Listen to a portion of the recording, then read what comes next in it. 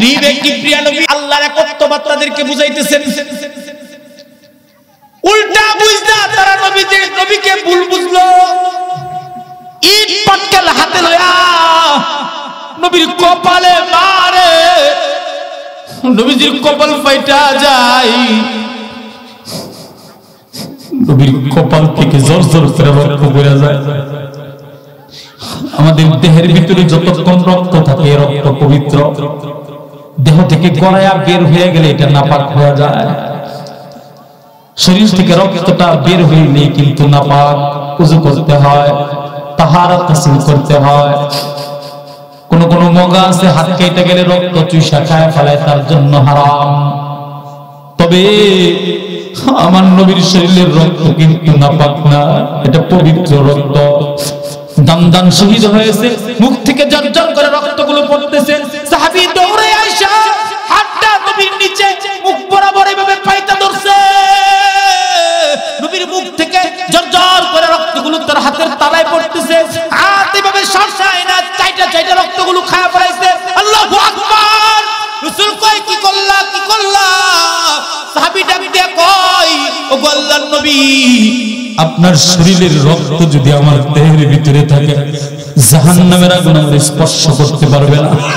নবীজি ডাক দিয়ে কয়, ওয়াজাবাত লাকাল জান্নাহ, ওয়াজাবাত লাকাল জান্নাহ। আল্লাহু আকবার।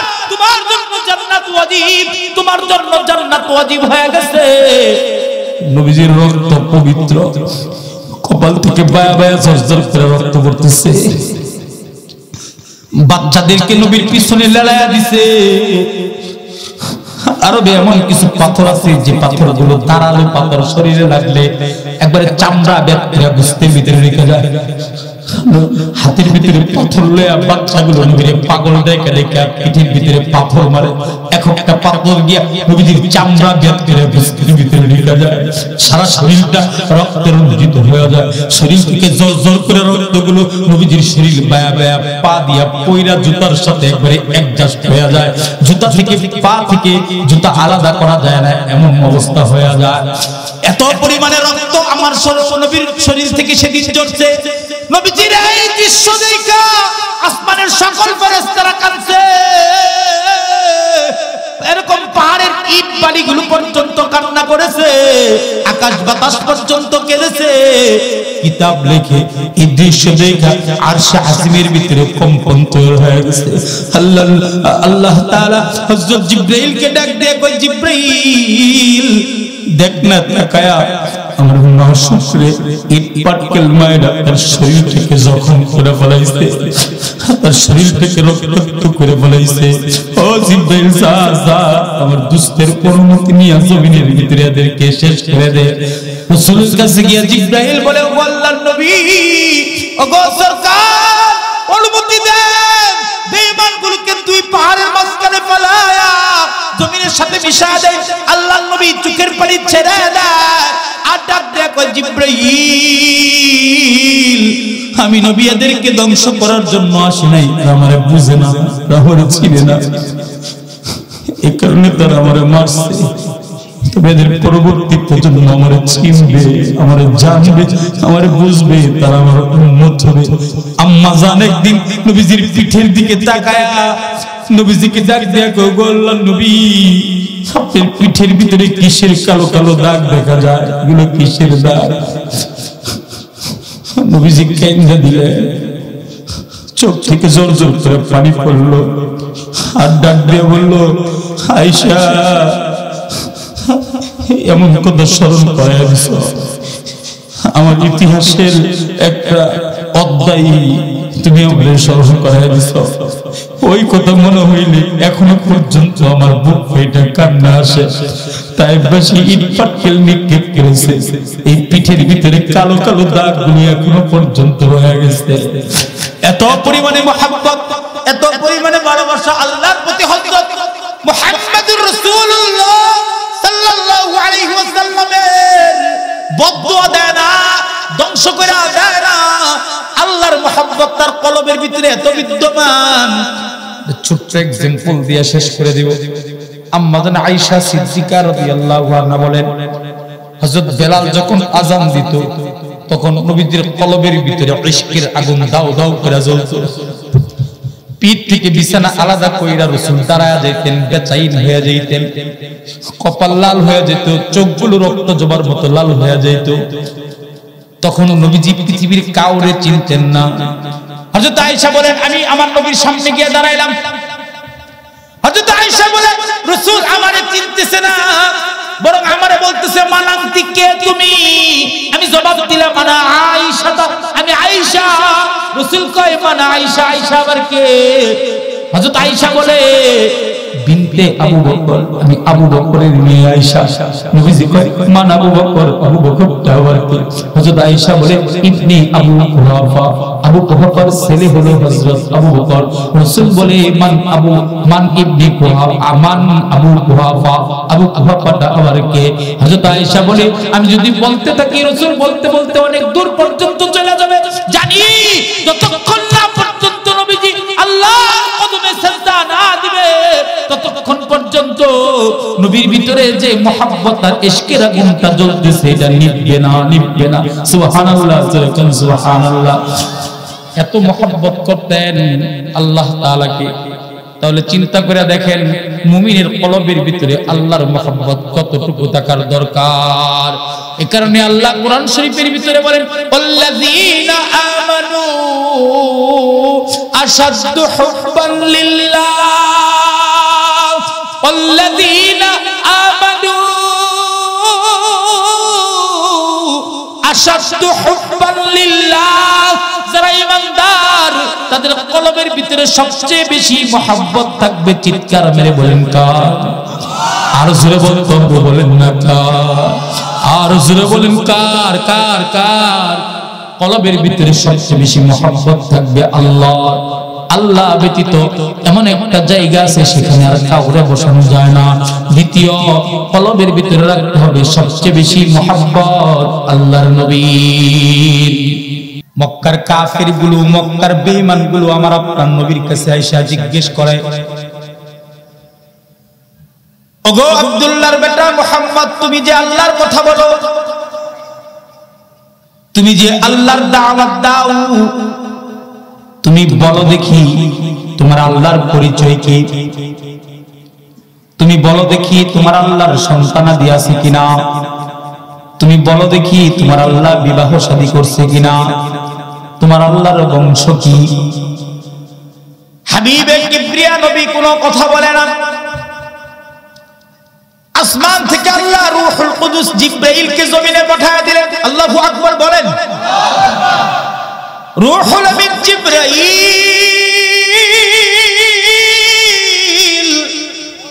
জমিনে আসলেন, আমার আপনার নবীকে ডাক দেয়া কয়, ওগো সরকার, কাফেররা আপনার রবের পরিচয় জানতে চেয়েছে।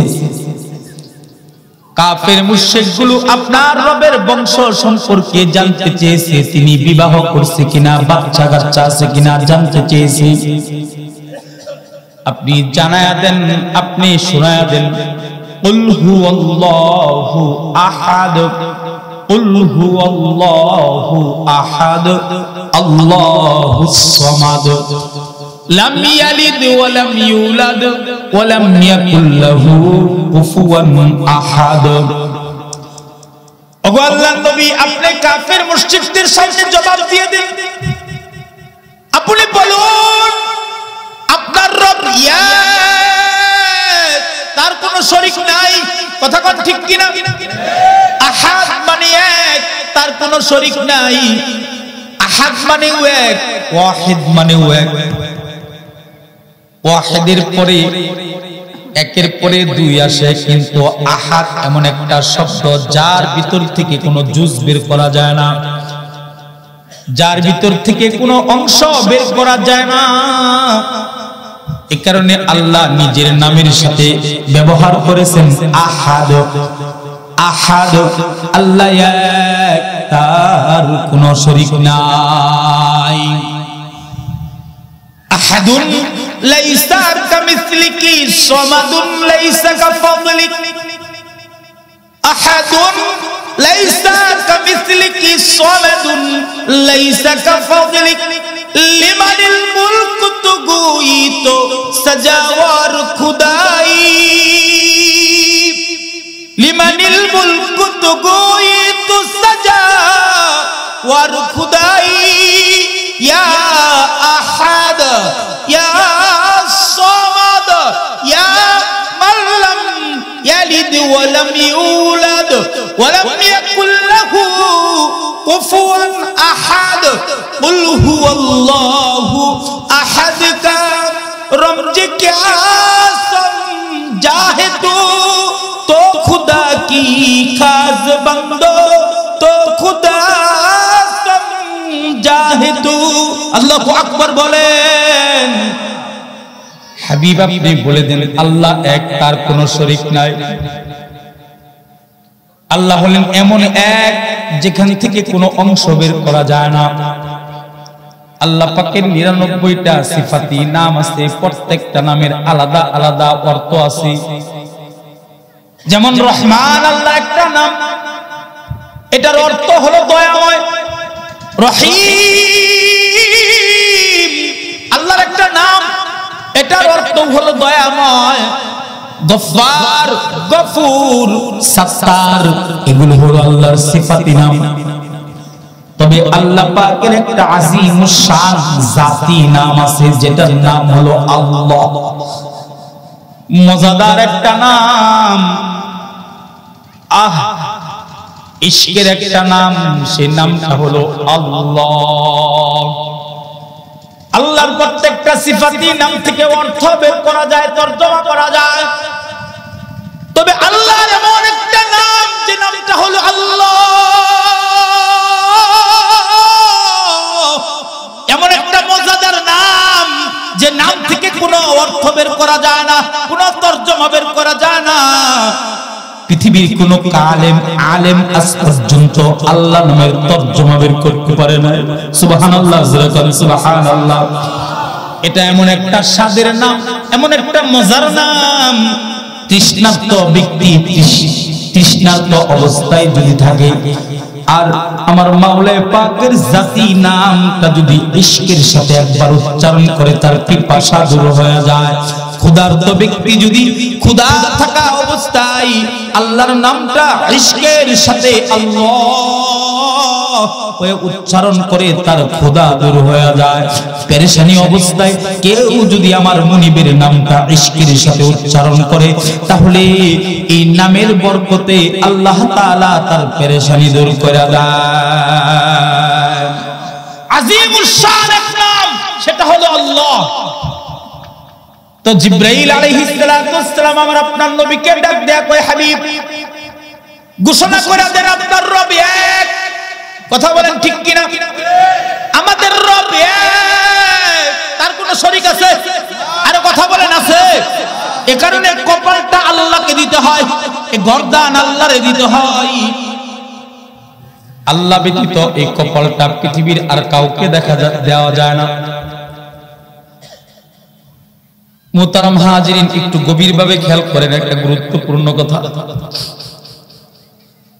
দেহের অঙ্গ পতঙ্গ বানাইছে ফেরেশতারা, কিন্তু কপালটা আল্লাহ তার কুদরতি হাতে বানাইছে। এই জায়গায় আল্লাহ তাআলা তার নিজের নামটাও লেখা রাখছে। স্বামী যদি তার বিবিকে রাইখা অন্য কোন মহিলার দিকে তাকায়, স্বামীর কলিজার ভিতরে আঘাত লাগে। অথবা স্ত্রী যদি তার স্বামী ব্যতীত অন্য কারো দিকে তাকায়, তাহলে স্ত্রী মাইন্ড করে। কথা কোন ঠিক কিনা?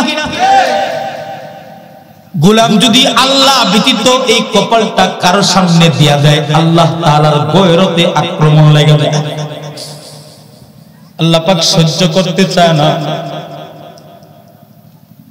কেমন জানি আল্লাহ ভাঙা কণ্ঠে এই কথাটা বুঝায়, গোলাম 3.5 হাত বডিটা আমি দিলাম, দুনিয়াতে চলাফেরা করার জন্য সূর্যের আলো দিলাম, অক্সিজেনকে প্রবাহমান বানায়া দিলাম, পানির দরকার পানি দিলাম।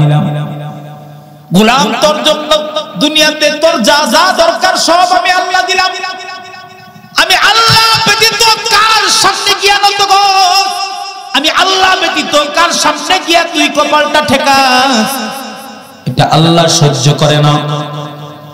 এই কারণে আল্লাহ ব্যতীত কারোর সামনে মাথা নত করা যায় না। আল্লাহ ব্যতীত এই কপালটা কাউরে দেখা যায় না, দেওয়া যায় না। মুসলমানি বুয়াদ গর্দান নিহাদান, মুসলমান তো সেই যে আল্লাহ ব্যতীত তার কপালটা কারোর সামনে নত করে না। এ কারণে আমি আমার বক্তব্যের মধ্যে বলি, আমি আমার আলোচনার ভিতরে তুলে ধরি যে মুসলমান একমাত্র কপালটা ঠেকাবে আল্লাহর সামনে। আল্লাহ ব্যতীত মাজারে বাজারে পীরেরে নেতারে এরকম ভাবে গাছে সামনে, মূর্তির সামনে, ইটের সামনে, পাথরের সামনে কোনদিন মুসলমান তার মাথা ঠেকাইতে পারে না। পরিষ্কার ভাষায় বলতে চাই, এ কপাল শুধু আল্লাহর, আল্লাহর কদমে নত হবে। কিন্তু যে সমস্ত মাজারে, যে সমস্ত মাজারগুলোর ভিতরে পীর তার মুরিদের কাছ থেকে সেজদা নেয়, অথবা মুরিদরা তার পীরের কবরে গিয়ে সেজদা দেয়, যে সমস্ত মাজারে নর্তকীর কমর জোড়ানো হয়, যে সমস্ত মাজারে এরকম আউল ফাউল গান দিয়ে মজার গাঞ্জার আড্ডা বসানো হয়, যে সমস্ত মাজারে জেনা ব্যভিচার আর জুয়ার আড্ডা করা হয়, আমার বাংলার জমিনে এমন মাজার থাকার দরকার নাই। ভেঙে চুরে চুরমার করে দাও, ভেঙে চুরে চুরমার করে দাও, ঠিক যাবে, ঠিক আওয়াজ করে বলেন। যে মাজারগুলোর ভিতরে সেজদা হবে, যে মাজারগুলোর ভিতরে মদ আর গাঞ্জার আড্ডা হবে, যে মাজারগুলোর ভিতরে এরকম নর্তকীর কমর ঝুলানো হবে, এমন মাজার আমার বাংলার জমিনে দেখতে চায় না। আগুন দিয়ে জ্বালিয়ে পুড়িয়ে ছারখার করে দাও। এমন মাজার থাকলে মানুষ শিরকের ভিতরে ঢুকে যাবে, মানুষের ঈমান নষ্ট হয়ে যাবে। মুসলমানের আওয়াজে বলেন, ঠিক যাবে, ঠিক জুড়ে বলেন।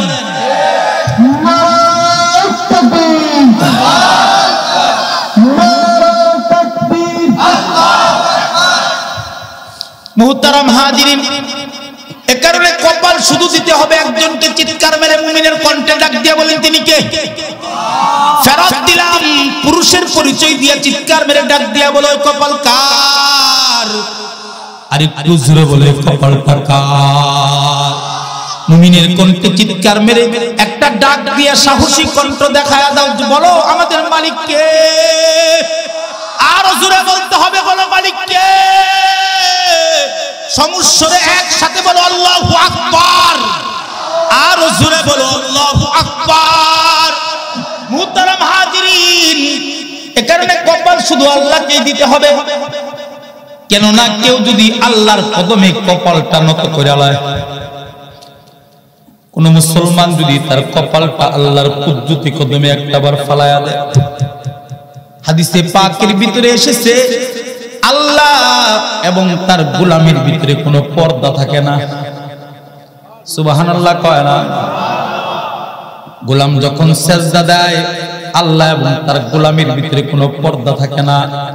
হাদিসে পাকের ভিতরে এসেছে আল্লাহ তাআলা ৭০,০০০ পর্দা সরায়া তার গোলামের সাথে মুলাকাত করে, তার গোলামকে টান দিয়া আল্লাহ তাআলা রহমতের কোলে উঠায় লয়। আল্লাহ কোরআনের বর্ণনা, আল্লাহ বলেন ওয়াসজুদ ওয়াকতারিব, সিজদা দে, আমার কাছে চলে আয়। আল্লাহু আকবার। সিজদা দে আর আমার কাছে চলে আয়। এই কারণে আব্বাজান আদম থেকে শুরু করে যত নবী দুনিয়াতে আসছে, সমস্ত নবীদের কাজ একটা ছিল যে মানুষ আল্লাহ ব্যতীত কারো সামনে কপাল ঠেকাবে না, এক আল্লাহর একত্ববাদকে স্বীকার করে নিবে।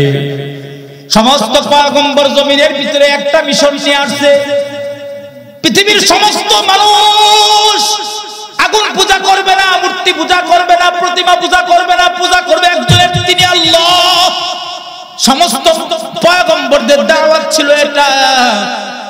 তো আমার আপনার নবীর দাওয়াত কিন্তু এটা ছিল। এই কারণে হযরত জিবরাইল আমার আপনার নবীকে ডাক দিয়া কয়, ওগো পয়গম্বর, আপনি আপনার রবের পরিচয় দিয়া দেন, তিনি কারো মুখাপেক্ষী না। কথা কোন ঠিক কিনা? তিনি যাকে ইচ্ছা তাকে ক্ষমতা দেন, আবার যাকে ইচ্ছা তাকে ক্ষমতা থেকে টান দিয়া নামায় ফেলান। কথা কোন ঠিক কিনা? তিনি যাকে ইচ্ছা তাকে ইজ্জত দেন, যাকে ইচ্ছা তাকে লাঞ্ছিত করেন।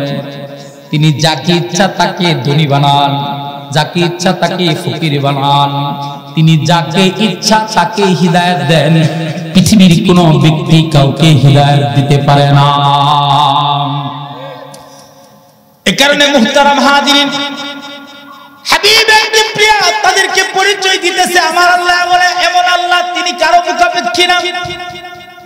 পৃথিবীর মানুষ একজন আরেকজনের কাছে দরা খাওয়া, কিন্তু আল্লাহ কারো কাছে দরা খাওয়া না। লাম ইয়ালিদ ওয়া লাম ইউলাদ, তিনি কারো কাছ থেকে জন্মগ্রহণ করেও নাই, কাউকে জন্ম দেনও নাই। এই কারণে মুসলমানরা এক খোদায় বিশ্বাসী, খ্রিস্টানরা তিন খোদায় বিশ্বাসী। খ্রিস্টানরা বলে আমাদের খোদা হলো তিনজন, বলে খোদার ছেলে হলো ঈসা, ঈসার মা আর খোদার বিবি হলো হযরত মারিয়াম। নাউজুবিল্লাহ বলেন না। খ্রিস্টানরা এমন কথা বলে, আমরা বলি না না, আল্লাহর কোনো সন্তান নাই, আল্লাহর কোনো বিবি নাই, আল্লাহ কাউকে জন্ম দেন নাই, কারো কাছ থেকে জন্ম গ্রহণ করেন নাই। তিনি কারো সমকক্ষ না, কুফুয়ান আহাদ, তিনি এক, তিনি একক। তামাম পৃথিবীর সমস্ত ক্ষমতা একমাত্র তার কাছেই। ইন্নাকা আলা কুল্লি শাইইন কাদির। তিনি এ কারণে পৃথিবীর যত ঈমানদার আছে সমস্ত ঈমানদারদের প্রতি আল্লাহ পাকের ফরমান, যারা ঈমানদার,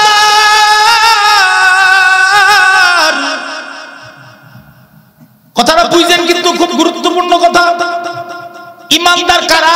যারা আল্লাহর একত্ববাদ স্বীকার করেছে তারা। কথা কোন ঠিক কিনা? এক আল্লাহ বিশ্বাসী যারা ঈমানদার হলো তারা। তো পৃথিবীর ঈমানদারদেরকে আল্লাহ তাআলা ডেকে ডেকে বলতেছে, ও পৃথিবীর ঈমানদারেরা, তাদের কলবের ভিতরে সবচেয়ে বেশি মহব্বত থাকবে একমাত্র আল্লাহর মহব্বত। দলের মহব্বত না, নেতার মহব্বত না, মার্কার মহব্বত না, মালের মহব্বত না। কলবের ভিতরে সবচেয়ে বেশি মহব্বত থাকবে কার?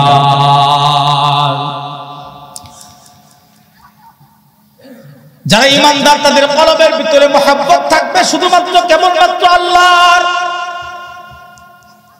বর্তমান পৃথিবীতে 800 কোটি মানুষ বসবাস করে, তার ভিতরে মাত্র 200 কোটি মুসলমান, বাকি সব কাফের, মুশরিক, বেঈমান, ইহুদি, নাসারা, হিন্দু, বুদ্ধ, খ্রিস্টান আর কুলাঙ্গার কাদিয়ানী। কথা কোন ঠিক কিনা? আপনারা একটু জবাব দিয়েন, মুসলমানের সংখ্যা বেশি না কাফের মুশরিকদের সংখ্যা বেশি? হ্যাঁ, মাত্র 200 কোটি মুসলমান, বাকি সব কাফের, 600 কোটি কাফের। তবে আশ্চর্য কথা হলো, আল্লাহর প্রিয় মাখলুক মানুষের জন্য আল্লাহ আসমান বানাইছেন, জমিন বানাইছেন। তামাম পৃথিবীর সমস্ত কুল মাখলুকাত আল্লাহ মানুষের জন্য বানাইছেন। এই কারণে আল্লাহ বলেন, আমার প্রিয় মাখলুক মানুষের জন্য আমি দুনিয়া বানাইছি। তামাম দুনিয়া মানুষের গোলামি করে, আর মানুষ আমার গোলামি করবে। তামাম দুনিয়া মানুষের জন্য, মানুষ হলো আমার জন্য। তামাম দুনিয়ার সব কিছু মানুষের, আর মানুষ হলো আমার, আমি হলাম মানুষের। তাহলে 200 কোটি মুসলমান তারা আল্লাহর একত্ববাদকে স্বীকার করে। তবে আপনাদের বিবেকের কাছে প্রশ্ন ছেড়ে দিলাম, আপনারাই বলবেন, একটু ভাইবা চিন্তা বলবেন, সূর্য আলো দেয় কোন কাফের জন্য দেয় না, মুসলমানের জন্য দেয়? আর কথা কয় না। সূর্য আলো দেয়, মুসলমানের জন্য আলো দেয়। চন্দ্র আলো দেয়, মুসলমানের জন্য আলো দেয়। জমিনের নিচ থেকে মিঠা পানি বের করে আল্লাহ তৃষ্ণা দূর করে, এটা মুসলমানের জন্য করে। শূন্যের উপর থেকে মেঘমালাকে বৃষ্টি বানায় জমিনে নিক্ষেপ করে জমিনকে উর্বর করে এটা মুসলমানের জন্য করে। তার মানে তামাম পৃথিবীর নিজাম টিকে আছে একমাত্র মুসলমানের জন্য। যতদিন জমিনে মুসলমান থাকবে ততদিন আসমান ও জমিন টিকে থাকবে।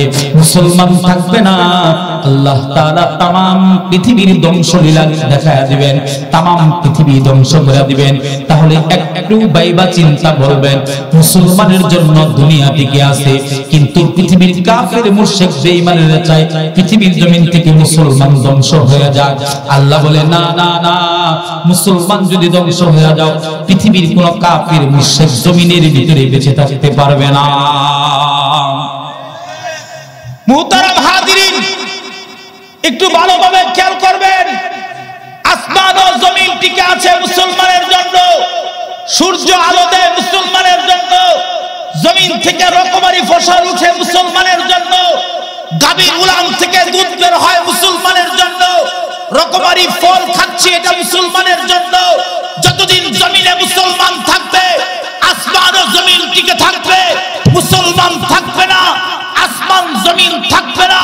কিন্তু কাফের মুশরিকগুলো এই কথাটা অনুধাবন করে না। মুসলমানরা আছে বলে পৃথিবীর নাজ নিয়ামত পাচ্ছি। মুসলমানরা যদি ধ্বংস হয়ে যায় আমরাও তো ধ্বংস হয়ে যাব। পরিষ্কার ভাষায় বলতে চাই, এই কাফের মুশরিকরা যতই চেষ্টা করুক না কেন পৃথিবীর জমিন থেকে ইসলামকে মুছে দিবে, মুসলমানদেরকে ধ্বংস করে দিবে। কান খুলে শুনে রাখুন, তাম পৃথিবী মুসলমানদের পদতলে চলে আসবে। এই পৃথিবীর রাজত্ব মুসলমানরা করবে। কাফের মুশরিক মুসলমানের সামনে দাঁড়াতে পাবে না, ধ্বংস হয়ে যাবে, ধ্বংস হয়ে যাবে। ঠিক ঠিক আওয়াজ করে বলেন। যেমন আফগানিস্তান স্বাধীন হয়েছে, কয়েকদিন আগে সিরিয়া স্বাধীন হয়েছে। 16 বছর পর্যন্ত জুলুম আর নির্যাতন করে বাংলাদেশকে যারা একটা গুন্ডির ভিতরে রেখে দখল করে খেয়েছিল, আল্লাহ পাক তাদেরকে 10 মিনিট সময় দেয় নাই, পালাতে যেতে বাধ্য হয়েছে। ঠিক তেমনি ভাবে একদিন এই বাংলাদেশের আওতায় গোটা ভারতবর্ষ আসবে। এই ভারতবর্ষকে শাসন করবে মুসলমানরা, এই রাশিয়াকে শাসন করবে মুসলমানরা, এই আমেরিকা আফ্রিকাকে শাসন করবে মুসলমানরা। মুসলমান যদি এক হয়ে যায়, মুসলমান যদি ঈমানের পতাকা হাতে তুলে নেয়, মুসলমান যদি তাকবীরের আওয়াজে মুখরিত করে ফেলে, তাহলে পৃথিবীর কোন কাফের মুশরিক মুসলমানের সামনে টিকে থাকতে পারবে না। গোটা পৃথিবী মুসলমানদের পদতলে চুম্বন করবে। কথা বলেন ঠিক না বেঠিক?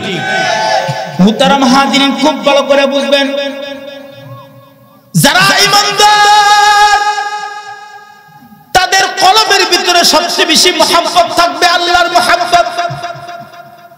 গোটা বডির ভিতরে একটা গোশতের টুকরা আছে, তার নাম হলো কলব। কলবটা যদি দেহ থেকে বের করা হয় তাহলে এই দেহের কোনো দাম নাই। 3 দিন 1 দিন পরে এটা দুর্গন্ধ হয়ে যাবে, পয়সা যাবে, নষ্ট হয়ে যাবে। যতক্ষণ পর্যন্ত কলব থাকবে ততক্ষণ পর্যন্ত দেহ ঠিক থাকবে। কথা বলেন ঠিক না বেঠিক? তো এই দেহের ভিতরে লুকিয়ে থাকে একটা গোশতের টুকরা, তার নাম হলো কলব। এই কলবের ভিতরে এমন একটা জায়গা আছে যে জায়গাটা শুধু আল্লাহর জায়গা। এখানে এমন একটা জায়গা আছে যে জায়গাটা শুধুই মাত্র আল্লাহর জায়গা। আল্লাহ ব্যতীত এই জায়গায় আর কাউরে রাখা যায় না। কথা কোন ঠিক কিনা? এমনকি কোন নবীরেও এই জায়গাটা আল্লাহ ছাড়া এই জায়গাটা কাউরে দেওয়া যায় না। এই কারণে কবি বড় চমৎকার করে বলেছেন, ও দিল দিল নেহি, ও দিল দিল নেহি, জিস দিল মে अल्लाह नहीं, ओ दिल दिल नहीं, जिस दिल में रसूल नहीं। ওই দিল দিল না যে দিলের ভিতরে আল্লাহ নাই, ওই দিল দিল না যে দিলের ভিতরে নবী নাই। কথা কন না, কথা কন না, আরে জোরে কন না, জোরে কন না। এই কারণে আব্বাজান আদম থেকে শুরু করে ঈসা পয়গম্বর পর্যন্ত যত নবী আসছে সকলের কলবের ভিতরে আল্লাহ ছিল, আল্লাহর মহব্বত ছিল, আল্লাহর ভালোবাসা ছিল, আল্লাহর ইশক ছিল। তবে সমস্ত পয়গম্বরের ভালোবাসা যদি মহব্বত যদি এক পাল্লায় রাখা হয়, আর আমার আপনার নবীর একদিনের মহব্বত যদি এক পাল্লায় রাখা হয়, সমস্ত নবীদের মহব্বতের তুলনায় আমার আপনার নবীর মহব্বতটা দ্বিগুণ হয়ে যাবে। সুবহানাল্লাহ। আল্লাহ তাআলাকে আমার আপনার নবী এত মহব্বত করতেন, এত ভালোবাসতেন, পৃথিবীর কোন পয়গম্বরকে এত ভালোবাসা আল্লাহ দান করে নাই। এই কারণে তাম পৃথিবীর সমস্ত নবীরা আল্লাহর আশিক, আল্লাহ হলেন মাশুক। তবে আল্লাহ বলেন আমি হইলাম আশিক আর আমার বন্ধু হলো আমার মাশুক। সুবহানাল্লাহ। আল্লাহ তাআলা আমার আপনার নবীকে এত সুন্দর একটা মহব্বত দান করেছেন। এই কারণে কোন একটা গোষ্ঠীকে যখন আমার আপনার নবী দাওয়াত দিতে গেছেন, ইসলামের বার্তা, আল্লাহর একত্ববাদের বার্তা যখন তাদের সামনে আল্লাহর নবী পৌঁছাইতেছেন, তখন এই কপাল পোড়ার গোষ্ঠীগুলো আমার আপনার নবীর চেহারার উপরে ইট পাটকেল নিক্ষেপ করেছে। একটু গভীরভাবে খেয়াল করবেন মুসলমান, একটা গুরুত্বপূর্ণ কথা বলতেছি, দিলটারে খালি করে দিয়ে শুনবেন কথাটা। যার শরীরের ভিতরে মশা মাছি বসা হারাম, যিনি পেশাব পায়খানা করলে জমিন চুইসা নয়, যার গান থেকে মেশকে আম্মারের গ্রান বের হয়, আল্লাহু আকবার বলেন, যিনি তাকাইলে বরকত, যিনি স্পর্শ করলে বরকত, যিনি হাঁটলে বরকত, যিনি বললে বরকত, যিনি থুতু মারলেও বরকত। পৃথিবীতে যত পয়গম্বর আছে তাদেরকে নির্দিষ্ট কিছু মুজিজা আল্লাহ দান করেছে। আমার আপনার নবীকে এত পরিমাণে মুজিজা দান করা হয়েছে, মাথা থেকে পা পর্যন্ত শুধু মুজিজা আর মুজিজা। নবীর প্রত্যেকটা কাজের ভিতরে মুজিজা। সিদ্দিক আকবর রাদিয়াল্লাহু আনহু আমার আপনার নবীকে নিয়ে হিজরতের রাত্রিতে মদিনাতুল মুনাওয়ারাতে যাইতেছেন। হযরত আবু বকর আমার আপনার নবীর চেহারার দিকে তাকায় দেখে নবীর খোদা খোদা ভাব লাগছে, খোদা খোদা নবী। হযরত আবু বকর তাকায় দেখে একটা বাচ্চা, বকরির বাচ্চা দেখা যায়। হযরত আবু বকর গিয়া মহিলাকে জিজ্ঞেস করে, ও মহিলা, তোমার বাচ্চা বকরির উলান থেকে একটু দুধ দহন করতে পারি? মহিলাটা ডাক দিয়া কয়, কে তুমি? পাগল নাকি? বাচ্চা ছাগল আমার দুধ দেয় কেমনে? অনুমতি দাও। আমার আপনার নবী তার অঙ্গুলি বাচ্চা ছাগলের উলানের ভিতরে ধরতে দেরি হয়, বাচ্চা ছাগলের উলানটা দুধে টুক টুক বড় হইতে দেরি হয় না। আর একটু আস্তে সুবহানাল্লাহ। হাবিবে কি প্রিয় নবী তার হাত দিয়ে বাচ্চা ছাগলের উলানে ধরছে, বাচ্চা ছাগলের উলানটা দুধে দুই টুম্বুর হয়ে গেছে। সিদ্দিক আকবর এবার উলান থেকে দুধ দহন করেছেন, রাসূলকে দিয়েছেন, রাসূল পান করেছে। নবীজি কয়, আবু বকর তুমিও পান করো। তো হযরত আবু বকর পান করেছে। রাসূল কয়, ইশরাব, আবার পান করো। হযরত আবু বকর আবার পান করেছে। রাসূল বলে, আরো পান করো। হযরত আবু বকর আরো পান করেছে। রাসূল বলে, আবার পান করো। হযরত আবু বকর ডাক দেয়া কয়, ফাশারিবা ওয়া রাদিতু, ও আল্লাহর নবী এত পরিমাণে পান করেছি যে আমি তৃপ্ত হয়ে গেছি। যার আঙ্গুলের ভিতরে বরকত, আঙ্গুলের ভিতরে বরকত। শুধু তাই নয়, এমন একজন নবী পাহাড়ের পাদদেশ দিয়ে হেঁটে যাচ্ছেন, একজন কাফেরের লগে দেখা। কাফের আমার আপনার নবীকে ডাক দেয়া কয়, ওগো মুহাম্মদ সাল্লাল্লাহু আলাইহি ওয়াসাল্লাম, পাহাড়ের উপর একটা গাছ দেখা যায়, গাছটা যদি হাইটা হাইটা আইসা তোমার সামনে দাঁড়ায় তোমার নবী স্বীকার করে তো আমি কালেমা পড়ে মুসলমান হব। হাবিবে কিবরিয়া নবী গাছটার দিকে তাকাইছে, তাকাইতে দেরি হয়, গাছটা মানুষের মতো হাইটা হাইটা আইসা নবীর সামনে দাঁড়াইতে দেরি করে নাই। মানুষের ভাষায় গাছটা কথা বলতেছে আর বলতেছে, আশহাদু আল্লা ইলাহা ইল্লাল্লাহ ওয়া আশহাদু আন্না মুহাম্মাদার রাসূলুল্লাহ। কাফেরের সামনে দাঁড়ায়া গাছ নবীর স্বীকারোক্তি দিয়েছে, আল্লাহর একত্ববাদের স্বীকার করেছে। কাফের ডাক দিয়ে কয়, ওগো আল্লাহর নবী, আর দেরি করতে চায় না, এখনই কালেমা পড়লাম, মুসলমান হয়ে গেলাম। আল্লাহু আকবার। সিজদায় আমার আপনার নবী সিজদায় আছে। কাফেরের সর্দারগুলো আমার আপনার নবীর মাথার উপরে পচা দুর্গন্ধযুক্ত দুই সাপ আইনা নবীর মাথার উপর ছেড়ে দিয়েছে, যেখান থেকে পচা দুর্গন্ধ বের হয়। আবার কাফের ডাক দেয়া কয়, এই পচা দুই সাপ যদি জীবিত হইয়া তোমার নবী স্বীকার করে নবী মানব। নবীজি মাথা উঠায়া পচা দুই সাপের দিকে তাকাইতে দেরি হয়, দুই সাপটা জীবিত হইয়া আমার আপনার নবীকে নবী স্বীকার করতে দেরি করে না। কি মুজিজা! একদিন আমার আপনার নবী শুয়ে আছেন, একটা গাছ হাইটা হাইটা আয়েশা নবীর সামনে আয়েশা দাঁড়ায় গেছে।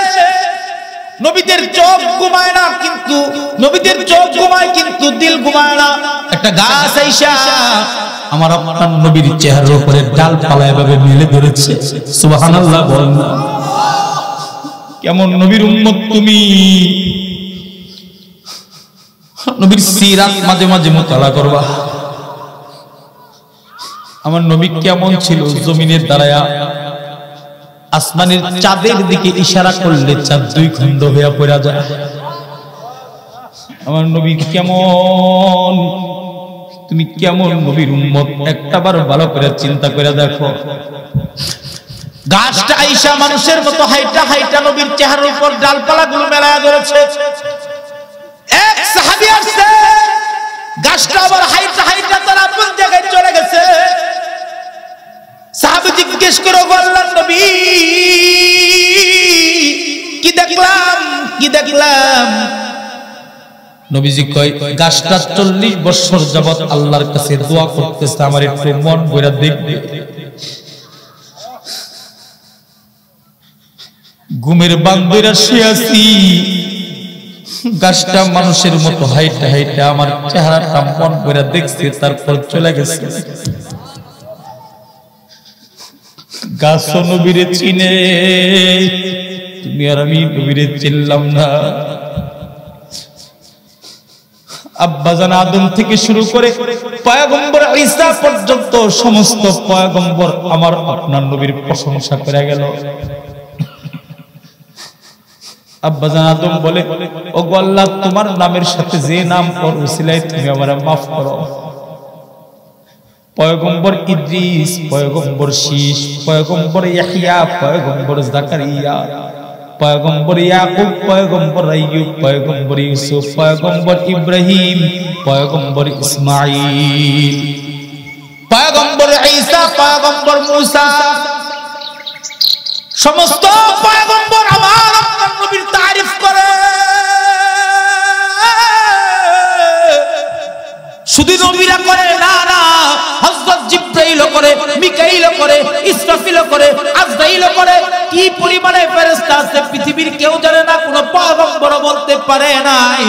অগণিত পয়গম্বররা আমার আপনার নবীর প্রশংসা করেছে। অগণিত ফেরেশতারা যাদের সংখ্যা আল্লাহ ব্যতীত কেউ জানে না, তারাও আমার আপনার নবীর প্রশংসা করে। পৃথিবীর সমস্ত কুল মাখলুকাত আমার আপনার নবীর প্রশংসা করে।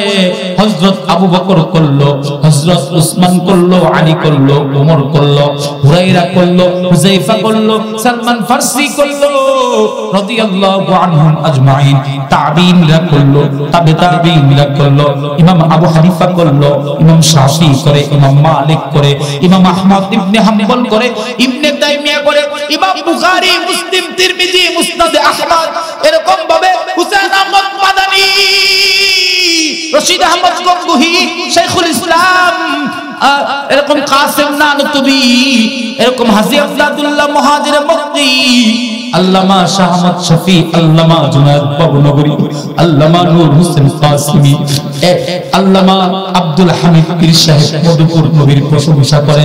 এই মুহূর্তে আমি বসে বসে আপনাদের সামনে নবীর প্রশংসা করতেছি। কিয়ামত পর্যন্ত জমিনের ভিতরে ওয়ারাফা'না লাকা যিকরা, নবীর প্রশংসা চলতে থাকবে, চলতে থাকবে। तमाम পৃথিবীর সমস্ত কুল মাখলুকাত নবীর প্রশংসা করবে। আমার নবীর প্রশংসা চলতেই থাকবে, চলতেই থাকবে। কোন নাস্তিক, কোন মুরতাদ বিরুদ্ধচারণ করে আমার নবীর সম্মান চুল করার পরিমাণ কমাইতে পারবে না। আল্লাহ তাআলা তার দুস্তকে কি পরিমাণে ভালোবাসেন।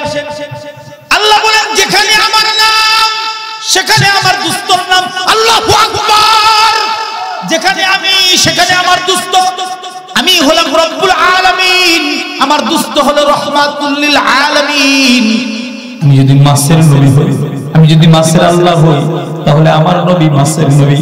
আমার রুবুবিয়ত যেখানে, আমার নবীর রিসালাত সেখানে। আমার রুবুবিয়ত যেখানে চলে, আমার নবীর নবুয়ত সেখানে চলে। আমার নাম যেখানে, আমার নবীর নাম সেখানে। আযানে আমার নাম সেখানে, আমার নবীর নাম। নামাজে আমার নাম সেখানে, আমার নবীর নাম। জান্নাতের গেটে আমার নাম সেখানে, আমার নবীর নাম। আল্লাহু আকবার জোরে বলেন। এত বরকত, এত রহমত আমার আপনার নবীর ভিতরে। ভালো করে বুঝবেন কি পরিমাণে মুআজিজা দান করেছে আমার আপনার নবীকে আল্লাহ। খন্দকের যুদ্ধে আল্লাহর নবী 900 সাহাবী নিয়ে খন্দক প্রান্তরে চলে গেছে। সাহাবা একরামকে ডাক দিয়া বলে, ও সাহাবীরা, পরীক্ষা খনন শুরু করে দাও। প্রচন্ড রৌদ্রের ভিতরে সাহাবীরা পরীক্ষা খনন করতেছে, গর্ত খনন করতেছে। হাবিবে কিবরিয়া নবী এক সাহাবীর হাত থেকে টান দিয়া কোদালটা লইয়া নিজেই মাটি কাটা শুরু করে দিছে। সাহাবী ডাক দিয়ে কই, ওগো আল্লাহর নবী, আমরাই তো যথেষ্ট, আপনার কোদাল ধরার দরকার কি? নবীজি ডাক দিয়ে কই, সাহাবীরা রে, এটা যেমন তোমাদের কাজ, তেমন আমি নবীরও কাজ। আল্লাহর নবী প্রচন্ড রৌদ্রের ভিতরে কাজ করতেছেন। নবীজির একজন সাহাবী আছে, তার নাম হযরত জাবের রাদিয়াল্লাহু আনহু। হযরত জাবেরের বিবি হযরত জাবেরকে ডাক দেয়া কই, জাবের, ওগো স্বামী, প্রচন্ড রৌদ্রের ভিতরে নবীজি কাজ করতেছেন। নবীজি ক্ষুধা লাগছে, মনে হয় প্রচন্ড ক্ষুধা লাগছে। নবীজি, স্বামী হে, দুপুর বেলা আমার বাড়িতে নবী সহ আরো 3 জনকে দাওয়াত করে আসেন, আমি আমার নবীরে খানা খাওয়াবো। সুবহানাল্লাহ জোরে বল।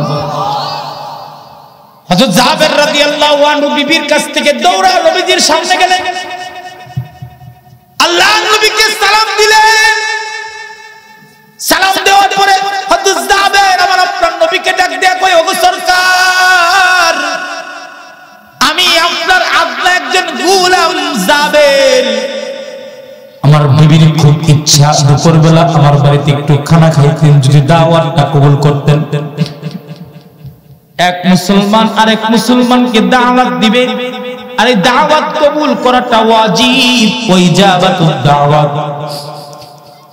আল্লাহর নবী হযরত জাবেরের দাওয়াতটাকে কবুল করলেন। এখন আমার সমাজের ভিতরে দাওয়াতের নামে তামাশা চলে, আমাদের সমাজের ভিতরে দাওয়াতের নামে ব্যবসা চলে। আকিকার অনুষ্ঠান করবে তো মাথা দেখে দেখে দাওয়াত দেয়, যারা টাকা দিতে পারবে তাদেরকে দাওয়াত দেয়।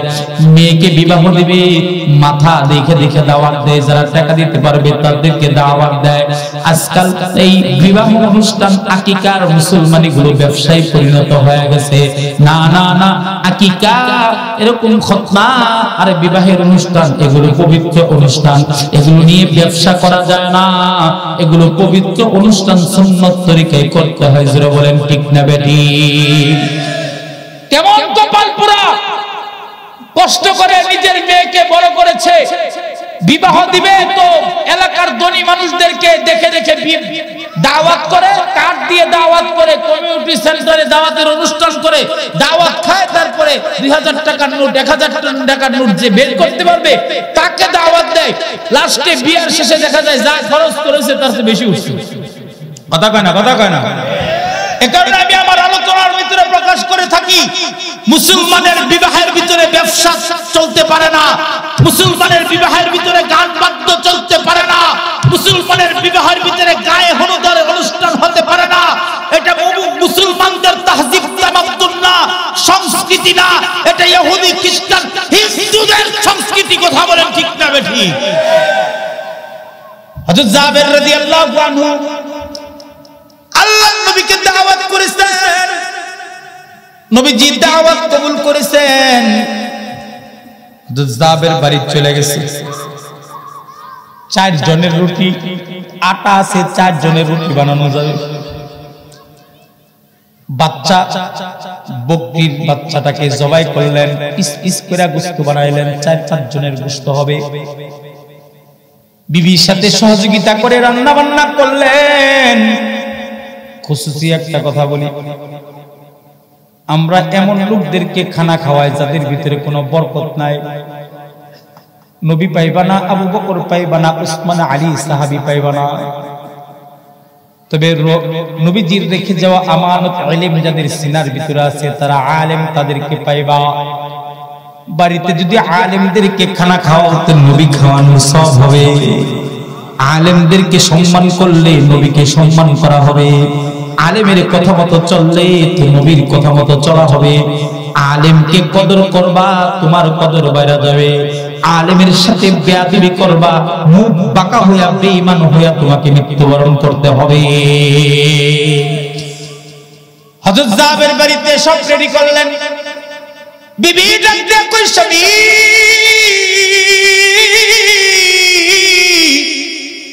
খানা রেডি, আল্লাহর নবীকে দাওয়াত করে তাড়াতাড়ি নিয়ে আসেন। হযরত জাবের আল্লাহর নবীর সামনে গিয়ে দাঁড়াইলেন, বলেন ওগো আল্লাহর নবী, খানা রেডি, দাওয়াত কবুল করে বাড়িতে চলেন। নবীজি ডাক দিয়া কয়, কয়জনের খানা? রাসূল আপনি সহ 3 জনের খানা, টোটাল 4 জনের খানা পাকাইছি। নবীজি বলে 4 জন যাবো না, 900 সাহাবী তোমার বাড়িতে যাবো। মগার মতো কষ্টিপ লাগায় বসে দেখেন, সুবহানাল্লাহ কয়েন না? নবীজি কয় যে 900 লোক তোমার বাড়িতে যাবো।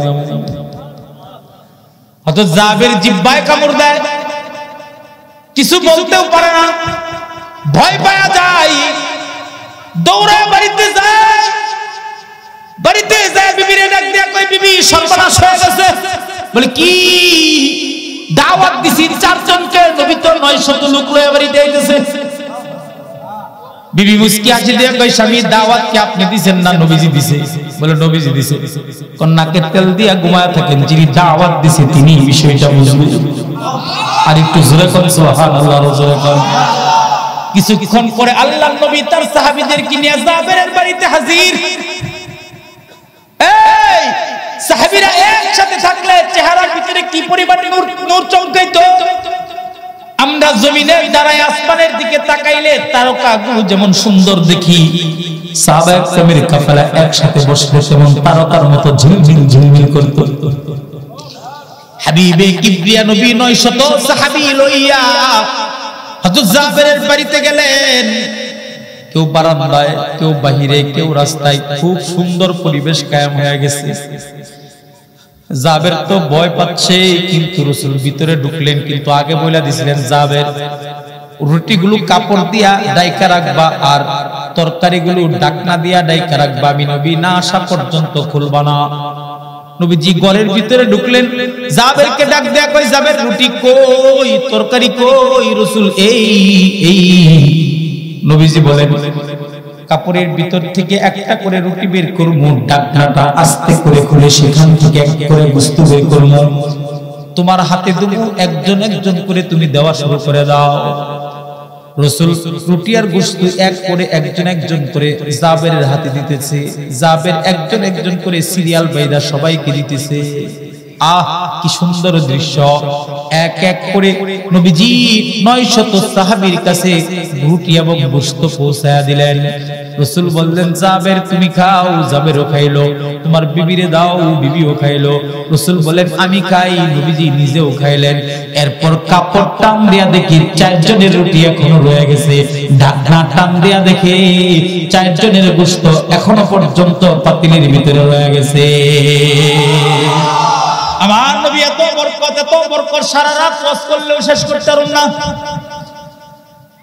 এত বরকত, এটা বয়ান করে এত বোঝানো যাবে না। যখন সুন্নাতের উপর চলে আসবেন তখন এর হাকিকত বুঝবেন, এটার মারিফতটা আপনি বুঝবেন।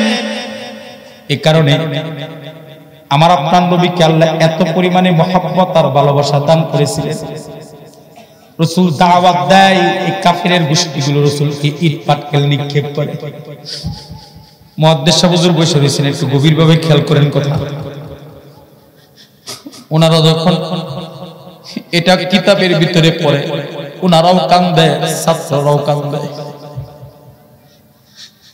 কিয়ামত পর্যন্ত যত মুহাদ্দিসিন হযরতগণ এটা কিতাবের ভিতরে পড়বে, কায়েদ হবে, ছাত্ররাও কাইন্দা কাইন্দা পড়বে।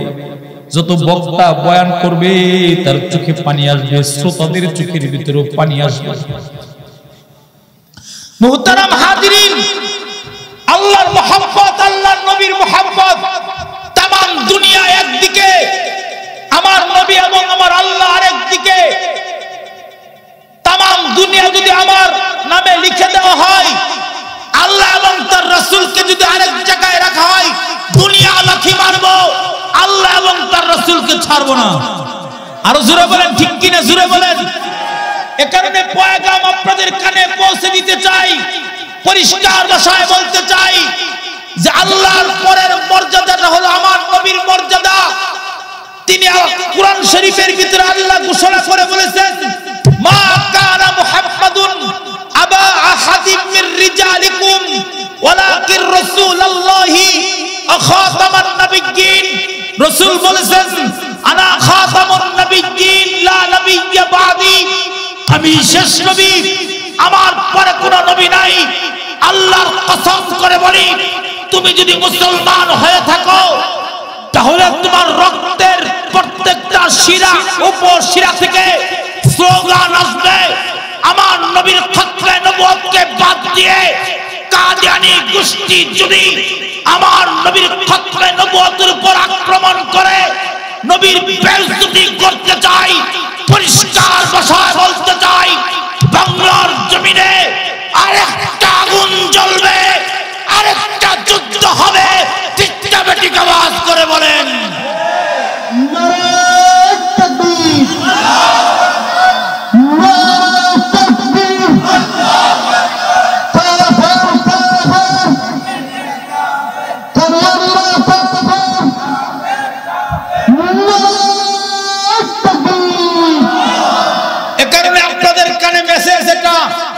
সেটা হলো আল্লামা আব্দুল হামিদ পীর সাহেব মধুপুরের নেতৃত্বে 2013 সালে একটা গণজাগরণ হয়েছিল আল্লামা শাহ আহমদ শফীর নেতৃত্বে। তার বর্তমানে আল্লামা আব্দুল হামিদ পীর সাহেবের নেতৃত্বে বাংলার জমিনে কাদিয়ানীদেরকে কাফের ঘোষণা করার জন্য আরেকটা উহুদ, আরেকটা বদর, আরেকটা খন্দক, আরেকটা শাপলা চত্বরের ডাক আসলে নবীর প্রেম প্রকাশ করতে, কাদিয়ানীদেরকে কাফের ঘোষণা করার জন্য সোহরাওয়ার্দী উদ্যানে যাকে যাকে দল বেঁধে দলমত নির্বিশেষে মিছিলে মিছিলে শরীক হতে কে কে রাজি আছো? লাফ দিয়ে দাঁড়িয়ে যাও, তাকবীর তুলো, দাঁড়িয়ে যাও, দাঁড়িয়ে যাও, নারে তাকবীর, নারে তাকবীর, নারে তাকবীর। কাফের কাফের, আরো জোরে কাফের কাফের। নবীর পরে নবী নাই, নবীর পরে নবী নাই।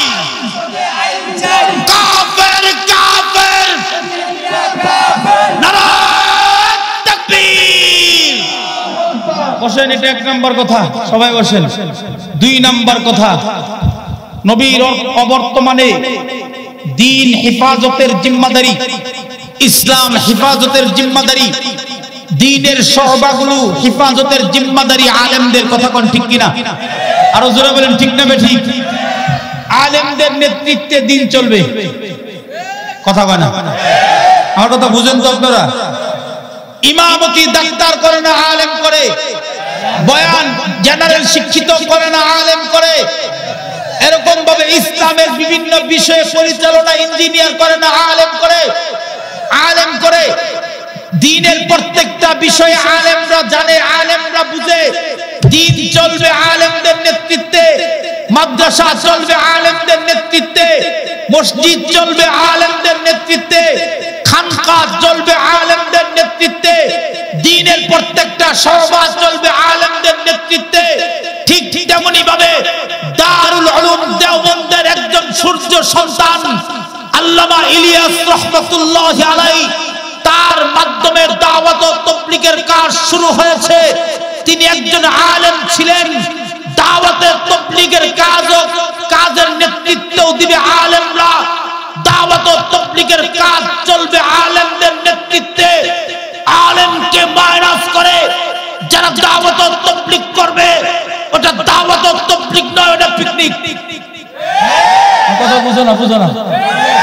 আলেমদেরকে বিদ্যাঙ্গুল দেখিয়ে, আলেমদের রক্ত জমিনে ফেলিয়ে, আলেমদের নামে মামলা করে, আল্লামা ওলিপুরীর নামে মামলা করে, মুফতি মালিক শাহ হুজুরের নামে মামলা করে, আলেমদেরকে বিদ্যাঙ্গুল দেখিয়ে যারা তাবলীগ করতে চায়, এটা কখনো তাবলীগ হতে পারে না। টঙ্গীর ইজতেমা চলবে আলেমদের নেতৃত্বে, দাওয়াত ও তাবলীগ চলবে আলেমদের নেতৃত্বে। আলেমকে মাইনাস করে যারা দাওয়াত ও তাবলীগের কাজ করবে, ওটা দাওয়াত ও তাবলীগ হতে পারে না, ওটা ইসলাম হতে পারে না, ওটা দ্বীন হতে পারে না। ঠিক ঠিক আওয়াজ করে বলেন। মুহতারাম হাজিরিন, এ কারণে আমরা কাদের সাথে আছি? আরে আপনারা বুবার মতো বসে থাকেন যে কাদের সাথে আছি? আরো জোরে বলেন, কাদের সাথে আছি? আমরা আলেমদের সাথে আছি।